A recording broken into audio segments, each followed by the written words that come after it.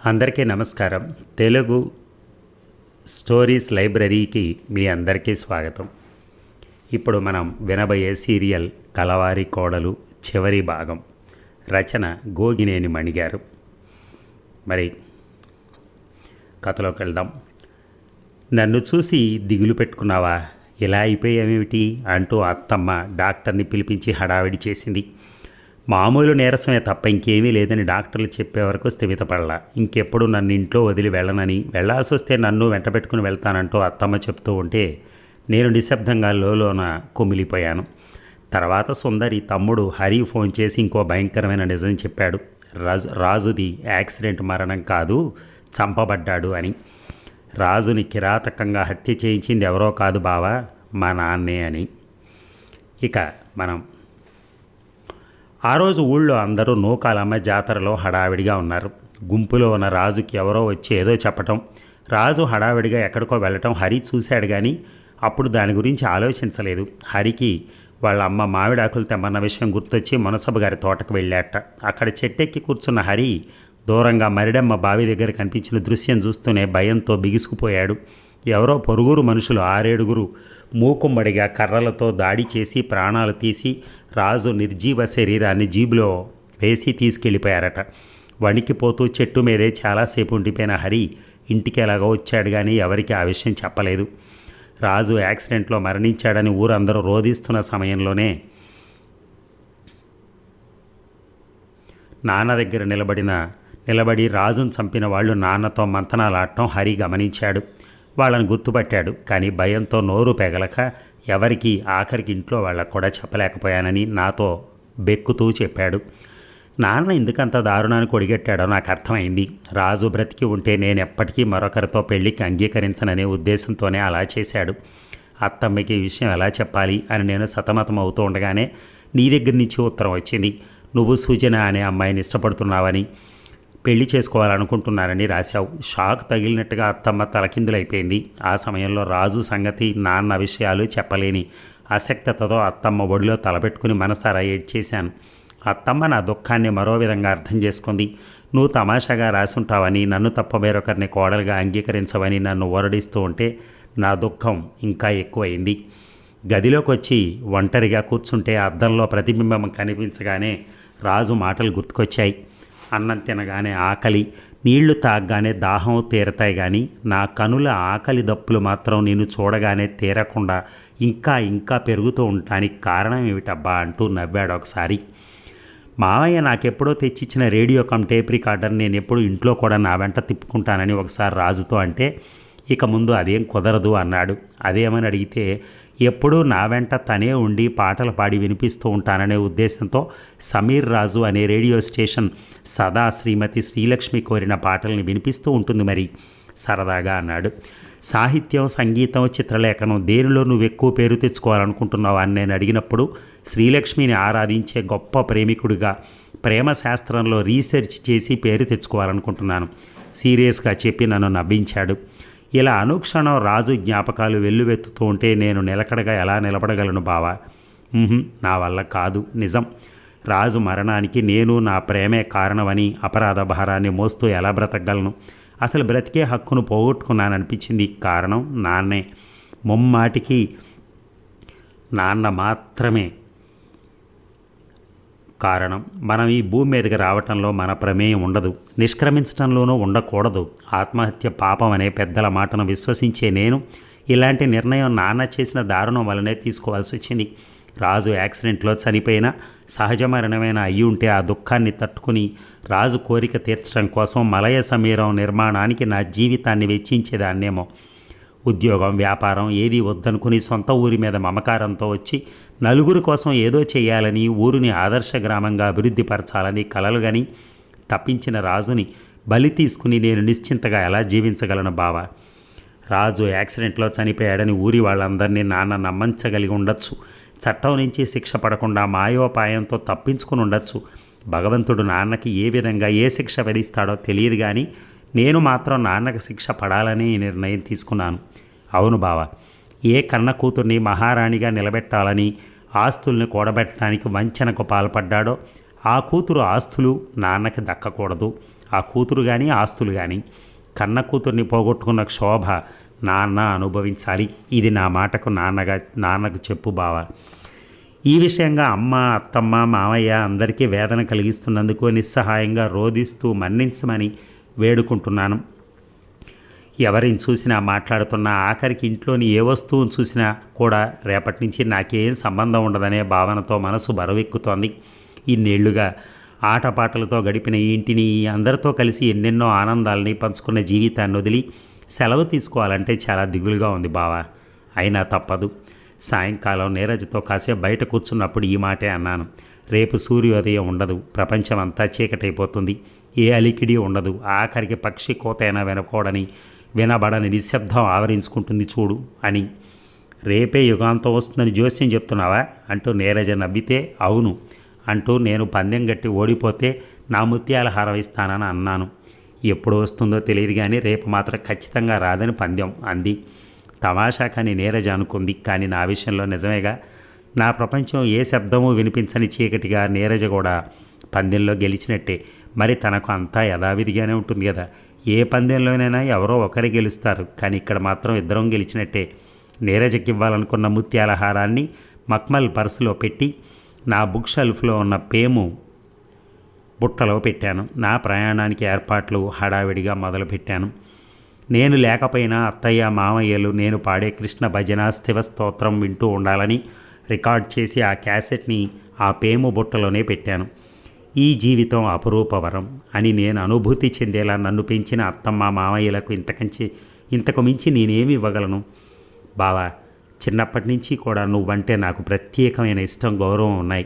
నేను రాజుకి ఎలా దగ్గరయ్యానో, ఎందుకు మీ అందరి నుంచి దూరం అయిపోతున్నానో నా మనసు విప్పి నీకు చెప్పాలనే వివరంగా ఇంత పెద్ద ఉత్తరం రాస్తున్నాను. అత్తమ్మ, మామయ్యలను ఓదార్చి ధైర్యం చెప్పే బాధ్యత నీదే బావా. అంతేకాదు, ఇంకొక బాధ్యత కూడా నీకు అప్పగిస్తున్నాను. నీ మనసులో చోటు సంపాదించుకున్న సుజన అదృష్టవంతురాలు. నేను చూడకపోయినా నువ్వు ఇష్టపడ్డ అమ్మాయి ఎలా ఉంటుందో ఊహించగలను. రాజు కోరిక మలయ సమీరం నిర్మాణాన్ని మీరిద్దరే చేపట్టాలి. మొదటి నిబిరాళంగా నా పేరనున్న భూమిలో 10 ఎకరాలను వినియోగించండి. ఆ పైన అత్తమ్మ సలహా సహాయంతో ఎలా పూర్తి చేస్తారో ఆ బరువు బాధ్యతలు మీవే. నా పేరనున్న మిగతా భూమితో మన ఇంట్లో పనిచేస్తున్న వాళ్ళందరికీ సరిసమానంగా కానుకివ్వాలి. ఈ పనుల కోసం అవసరం అవుతాయనేమోననే ఉద్దేశంతో నేను 2 తెల్ల కాగితాలపై సంతకాలు చేసి బీరువాలో పెట్టాను.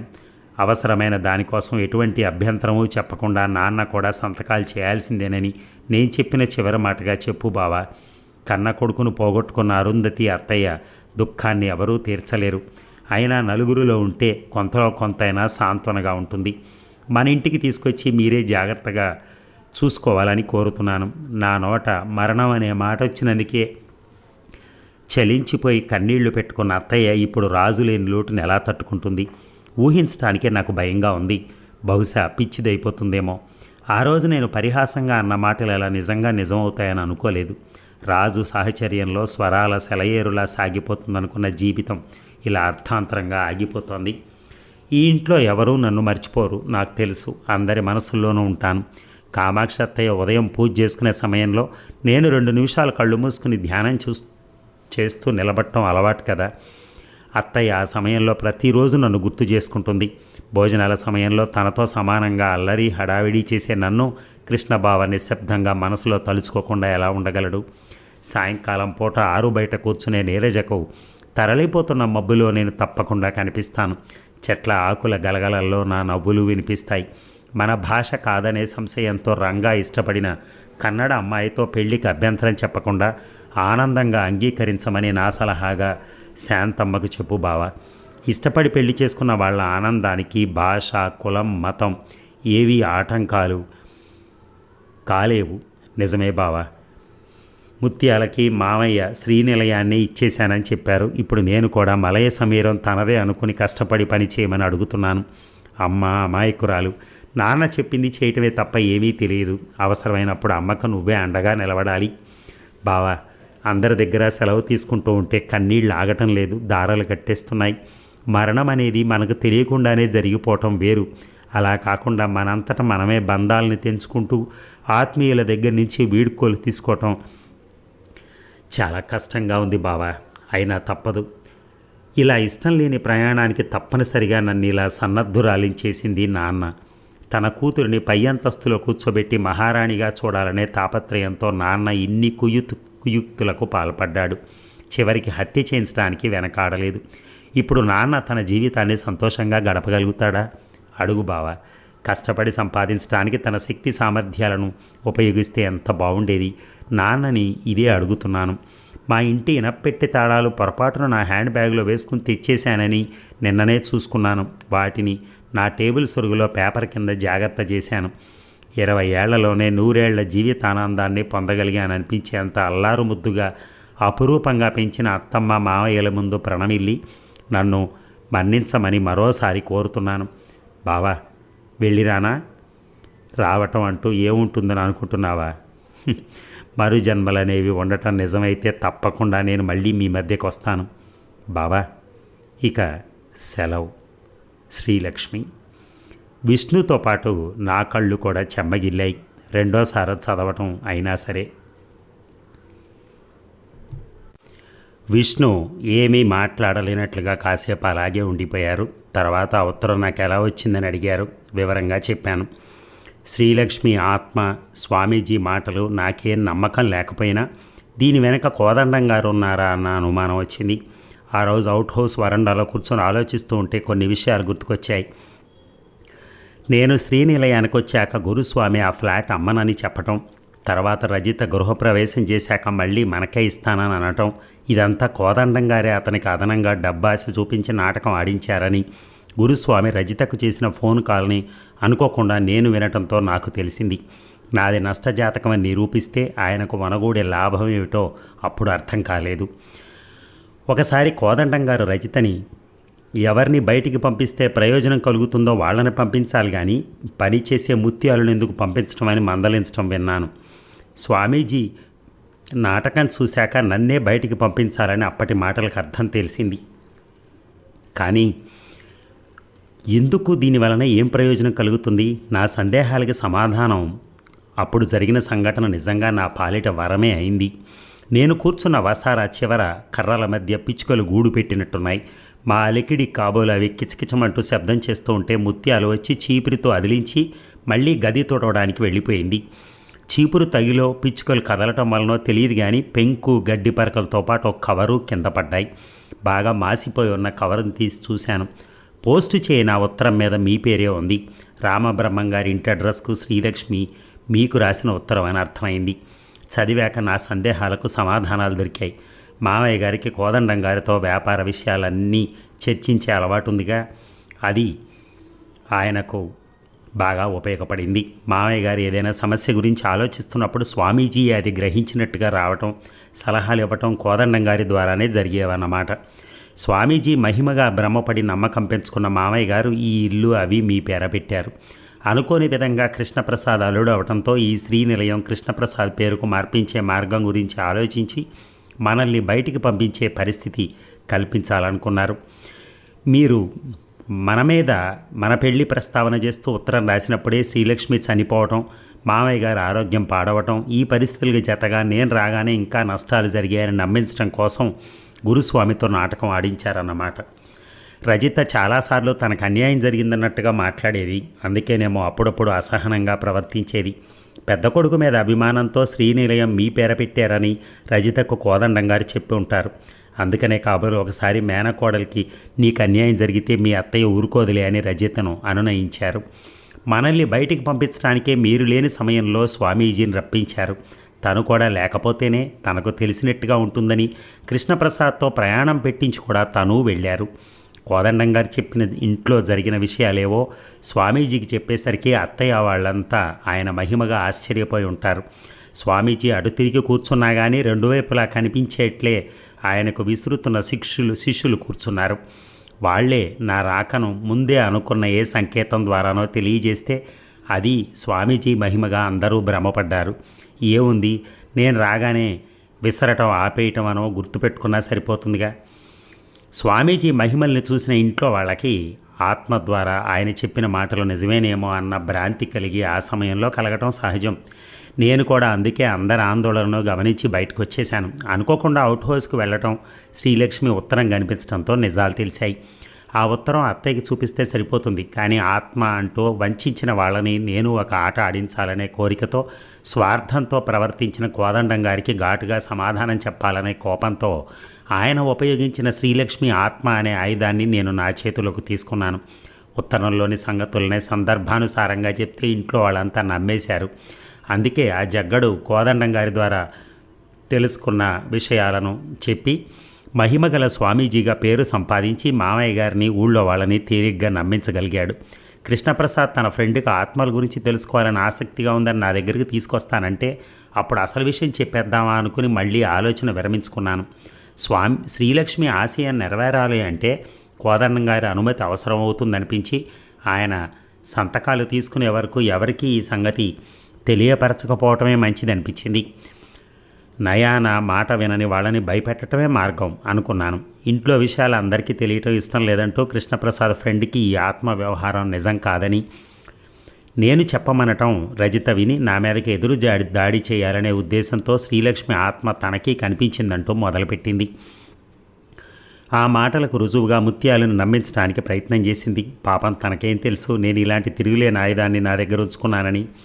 కాగితాల మీద సంతకం చేయడానికి కోదండం గారు ఒప్పుకోకపోతే నేను ఆయనకి వినిపించేటట్టుగా శ్రీలక్ష్మి ఆత్మ చెప్పమంటోంది అంటూ గురుస్వామికి అదనంగా డబ్బాశ చూపి స్థలం విషయంలో అబద్ధం చెప్పించడం, రాజుది యాక్సిడెంట్ కాదని తన మనుషులతో మరిడెమ్మ బావి దగ్గర హత్య చేయించిన విషయం, జగ్గడిని జోగేంద్ర స్వామిగా మభ్యపెట్టిన వైనం అన్నీ తెలుసునని అనటంతో ఇక లాభం లేదనుకుని సంతకాలు చేసేశారు. కొందరికి కొన్ని అతీత శక్తులు ఉండటం నిజమే కావచ్చునేమో, కానీ చాలామంది మాత్రం మహిమల పేరుతో ప్రజలను మభ్యపెట్టేవాళ్లే. ఏ పుట్టలో ఏ పావుందో అనే నమ్మకంతో జనం ఎక్కడ ఏ విడ్డూరం కనిపించినా ఆధ్యాత్మిక పేరుతో జాతకాలు చెప్తామన్న దాసోహం అయిపోతారు. ఈ నమ్మకాలను ఆధారం చేసుకుని డబ్బు సంపాదించే వాళ్ళు అందుకే పెరిగిపోతున్నారు. ఏదైనా ప్రయోజనకరమైన వ్యాపకం ఉండాలని కోరుకుంటున్న నాకు శ్రీలక్ష్మి ఒక మంచి మార్గాన్ని చూపించింది.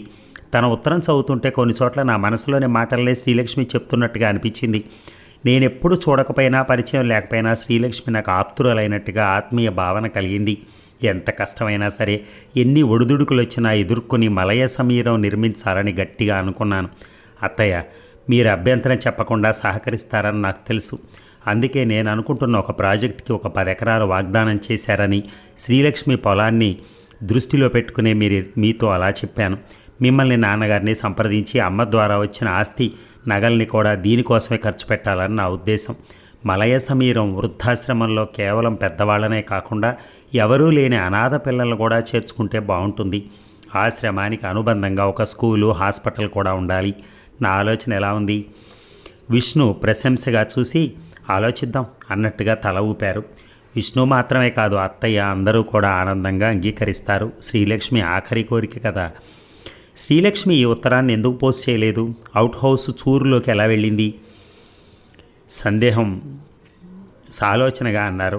ఉత్తరం ముందు ఆతృతగా చదివేశాక నాకు ఈ సందేహం వచ్చింది. ముత్యాలని శ్రీలక్ష్మి గురించి అడుగుతూ చనిపోయిన ముందు రోజు ఎలా ఉంది, ఏం చేసింది అనే వివరాలు ఆరాగా అడిగినప్పుడు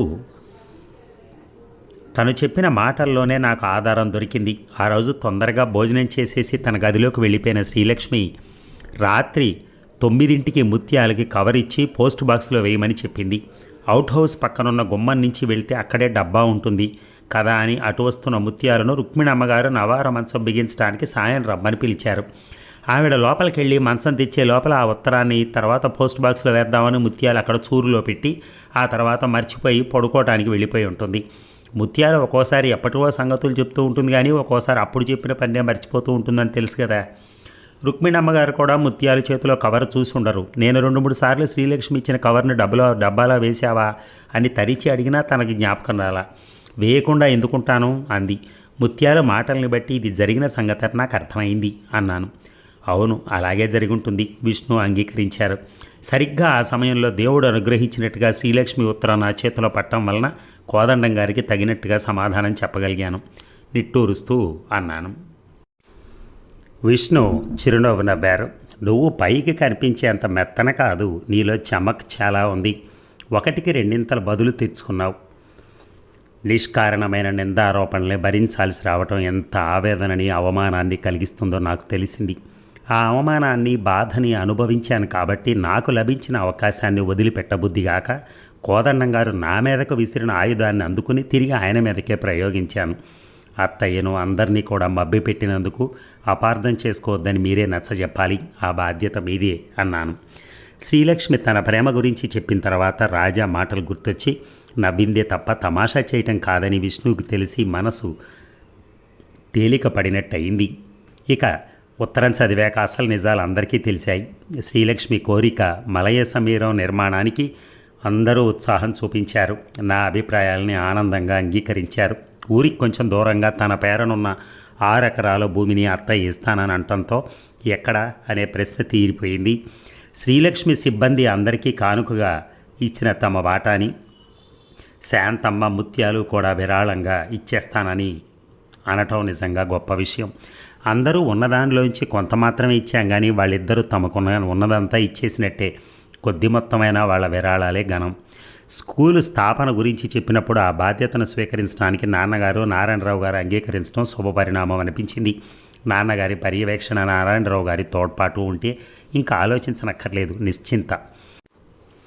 గురుస్వామి దగ్గర నుంచి కొన్న ఫ్లాట్లో కృష్ణప్రసాద్ కట్టాలనుకుంటున్న హాస్పిటల్తో పాటు మలయ సమీరంలోని హాస్పిటల్ నిర్వహణ చూస్తానని అన్నాడు. హాస్పిటల్ నిర్వహణ సరిగ్గా పూర్తిగా రంగా కృష్ణప్రసాద్దే అని నిర్ణయించాం. చదువు పూర్తయిన వెంటనే ఉద్యోగం గురించి వెతుక్కోవాల్సిన అవసరం లేకుండా ఒక యజ్ఞం లాంటి మంచి పనిలో పాలు పంచుకునే అవకాశం లభించడం నిజంగా తన అదృష్టం అని రంగా అన్నాడు. కృష్ణప్రసాద్ హాస్పిటల్ శ్రీనిలయానికి దగ్గర కాబట్టి శ్రీనిలయం అతనికే చెందేటట్టుగా మేము మలయ సమీరంకి దగ్గరగా ఇల్లు కట్టించుకోవడానికి నిర్ణయించుకున్నాం. అత్తయ్య అంగీకరించి మాతో కూడా తాము వస్తామని అన్నారు. అంతకన్నా ఆనందం ఇంకేముంటుందనిపించింది. మావయ్య గారి ఆరోగ్యం క్రమేపీ మెరుగుపడుతోంది. తొందరలోనే పూర్తిగా ఆరోగ్యం చేకూరుతుందని డాక్టర్లు అన్నారు. మావయ్య గారికి ప్రతిరోజు శ్రీలక్ష్మి పాటల్ని వినిపిస్తున్నారు. మావయ్య గారి ఆరోగ్యానికి ఆ పాటల ప్రభావమే ఎక్కువ అనుకుంటాను. అరుంధతమ్మ గారిలోనూ కూడా ఆశ్చర్యంగా మంచి మార్పే వచ్చింది. విషయాలన్నీ ఆమెకు అవగతమయ్యాయి. మందుల వాడకంతో పాటు ఇంట్లో వాళ్ళంతా అభిమానంగా జాగ్రత్తగా చూసుకోవడం కూడా ఆమె ఆరోగ్యం బాగుపడటానికి దోహదపడింది. తన కొడుకు జ్ఞాపకార్థంగా వెలిసే మలయ సమీరంలోనే తన నివాసము అని చెప్పారు. ఇక కోదండం గారి సంగతి, హాస్పిటల్ నుంచి డిశ్చార్జ్ అవడానికి ముందు రోజే ఎవరికీ తెలియకుండా చెప్పకుండా ఎక్కడికో వెళ్ళిపోయారు. ఆ తర్వాత ఎక్కడి నుంచో ఫోన్ చేశారు. తన శేష జీవితాన్ని ఏదో ఆశ్రమంలో గడపదలుచుకున్నానని. అడ్రస్సు వివరాలు మాత్రం చెప్పలేదు. నేను విష్ణు చెన్నూరు వెళ్ళి విష్ణు అత్తయ్యకి ధైర్యం చెప్పాం. వినుత పెళ్లి బాధ్యత తమదేనని విష్ణు అన్నారు. వినుత పెళ్ళయ్యాక తను కూడా మలయ సమీరంకి వచ్చేసి నిర్వహణ బాధ్యతల్లో పాలు పంచుకుంటానని విష్ణు అత్తయ్య చెప్పటం ఆశ్చర్యాన్ని, ఆనందాన్ని కలిగించింది. ముత్యాలు హుషారు చెప్పనే అక్కర్లేదు. శ్రీనిలయంలో లాగే మలయ సమీరం కూడా తనదేనని సరదాగా చెప్పుకోవటమే కాదు, నిర్మాణం మొదలెట్టగానే తన మఖం అక్కడేనని హడావిడి చేస్తోంది. శ్రీలక్ష్మి తలపెట్టిన మంచి పనికి ఎంతమందో స్వచ్ఛందంగా తమ సహాయ సహకారాలను అందిస్తున్నారు. ఇక విష్ణు శ్రమకు ఫలితం కనిపించింది. బిజినెస్ వ్యవహారాలన్నీ ఒక గాడిలో పడ్డాయి. కొంచెం తీరుబడి దొరకడంతో అనుకున్నట్టుగా ఇద్దరం నాన్న దగ్గరికి వెళ్ళాం. చాలా వాళ్ళకి ఇద్దరం కలిసి ప్రయాణం చేయటం, అది నాన్నగారి దగ్గరికి అవటం నాలో ఉత్సాహం ఉరకల వేసింది. పెళ్ళైన తర్వాత మొదటిసారి పుట్టింటికి వెళ్తున్నప్పుడు ఆడపిల్లకి కలిగి అపరూపమైన ఆనందం నాకు అనుభవం అయింది. నాన్నగారు, నానమ్మ, నేను, విష్ణు అందరం కూర్చుని కబుర్లు చెప్పుకోవటం, కలిసే భోజనాలు చేయటం ఎంత ఆనందమో. మేమిద్దరం ఆ చుట్టుపక్కల ప్రదేశాలన్నీ కూడా చూసి తిరుగు ప్రయాణమయ్యాం. వారం రోజులు క్షణాల్లో గడిచిపోయాయి. ఇంటికి తిరిగి వచ్చిన తర్వాత రోజు అత్తయ్య గుమ్మం దగ్గర ఎదురయ్యారు. నాకు అప్రయత్నంగా మేమిద్దరం నూతన వధూవరులుగా శ్రీనిలయానికి వచ్చిన రోజు గుర్తుకొచ్చింది. అప్పుడు అత్తయ్య చూపులో ఏదో నిర్వేదం, నిర్లిప్తత. ఇప్పుడు అత్తయ్య ఆహా కాదు, అత్తమ్మ చూపుల్లో అభిమానం, ఆప్యాయత, ఆహ్వానం కనిపిస్తున్నాయి. నాకు చాలా సంతృప్తిగా, ఆనందంగా, మనసు నిండిన అనుభూతి కలిగింది. ఇక నాకు 6వ నెల వచ్చింది. స్కానింగ్లో అమ్మాయి అని తెలిసి అత్తమ్మ సంబరం అంతా ఇంత కాదు. మా స్త్రీలు మళ్ళీ మా మధ్యకే వచ్చేస్తోంది అని ఉప్పొంగిపోతున్నారు. మరణించిన ఆత్మీయులు మళ్ళీ తమ మధ్యకు పిల్లలుగా వస్తారని అనుకోవటం ఆనందకరమే. ఎవరినీ నొప్పించని నమ్మకాల పట్ల అభ్యంతరమే ఉండదు. నష్టజాతకం, కోడలు వచ్చిన వేళ మనసుల్ని గాయపరిచే ఇలాంటి మాటలకు నమ్మకాలకు స్వస్తి చెప్పాల్సిందే. వెధవముండ అనే మాట ఎంత అవమానకరం. భర్తను పోగొట్టుకున్న స్త్రీ దురదృష్టవంతురాలే, కానీ హత్య చేసిన హంతకురాలు కాదుగా. ఎదురొస్తే చెడు జరుగుతుందని అనుకోవటానికి పరిస్థితులు అవసరాలను బట్టి కట్టు బొట్టు అలవాట్లు అన్నీ మార్చుకుంటున్నాం. అయినా ఇంకా కొంతమంది ఎంతో ఆధునికమైన వేషభాషలతో కనిపించే వాళ్లే వెధవముండ శకునం అనటం విని నిర్ఘాంతపోయాను. ఆ మాటను పూర్తిగా తొలగించాలి. ఏ మనిషి శకునమైన అశుభమైన నిర్ణయించే హక్కు ఎవరికీ లేదు. ఇంకొక ఆనందకరమైన సంగతి ఏమిటంటే నీరజకు పెళ్లి నిశ్చయమైంది. హాస్పిటల్ స్టాఫ్ కోసం ఇంటర్వ్యూలు నిర్వహిస్తున్నప్పుడు జయశంకర్ అనే డాక్టర్ అందరికీ నచ్చాడు. అన్ని విషయాలు కూడా కలవటంతో పెళ్లి నిశ్చయమైంది.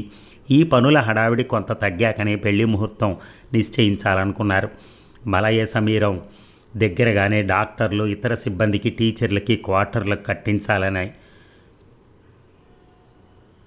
అనుకున్నాం.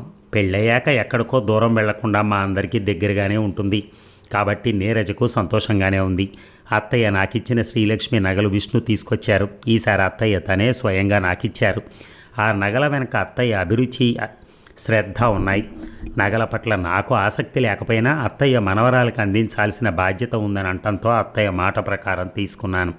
ఇక సూర్యాస్తమయ శోభను చూస్తూ వెనక బాల్కనీలో మెల్లగా పచారులు చేస్తున్నాను. సుజీ, విష్ణు పిలుపుకి తిరిగి చూశాను. ఎందుకనో ఆ రోజు తొందరగా వచ్చేశాను. క్యాజీ సరదాగా అంటూ దగ్గరికి వెళ్ళి, రవిగారు ఇంటికి చేరుకుంటున్న సమయానికే సరిగ్గా మీరు వచ్చేశారే, ఏమిటి విశేషం అడిగాను. ఏం చేయను, సుజన అని మనసు చేసే భజన మితిమీరిపోతుంటే వచ్చేశాను అంటూ భుజాలు ఎగరేశారు. ఇంటికి తొందరగా వచ్చేస్తూ నిన్ను జాగ్రత్తగా చూసుకోవాలని అమ్మ ఆర్డర్ కూడా వేసిందిలే. అవును, అత్తమ్మ చాలా గారాబం చేసేస్తున్నారు. నన్ను కిందికి దిగి రావద్దంటూ అన్నీ పైకే పంపించేస్తున్నారు. డాక్టర్లేమో నడక మంచిదంటారుగా, అందుకే ఇక్కడే ఇలా తిరుగుతున్నాను. ఇద్దరం గదిలోకి వచ్చాక బెడ్ మీద వెనక్కి ఆనుకుని స్థిమితంగా కూర్చుని విష్ణు నాతో, మీ నాన్నగారిని ఇక్కడికోసారి రమ్మనమని అమ్మ పిలవమంటోంది అన్నారు. డెలివరీ టైంకి వస్తామని అన్నారుగా అన్నాను. అంతలోనే నాకు ఆలోచన వచ్చింది. పుట్టబోయే పాపకి శ్రీలక్ష్మిలోని మొదటి అక్షరాన్ని మా అమ్మ పేరులోని చివరక్షరాన్ని కలిపి శ్రీజగా పేరు పెడితే ఎలా ఉంటుంది? బాగుంటుంది కదూ.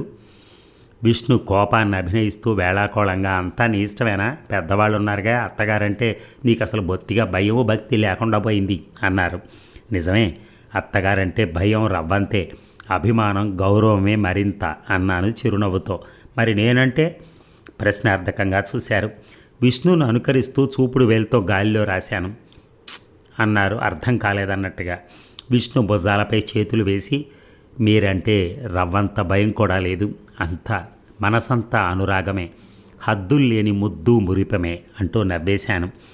విష్ణు నా వైపు ఇష్టంగా చూసి నా చెంపలపై చేతులు వేసి దగ్గరగా తీసుకుని నా నుదురు మీద తన పెదవులు ఆనించారు. నా మాటల భావాన్ని విష్ణు కూడా చెప్పకనే చెప్పినట్టయింది.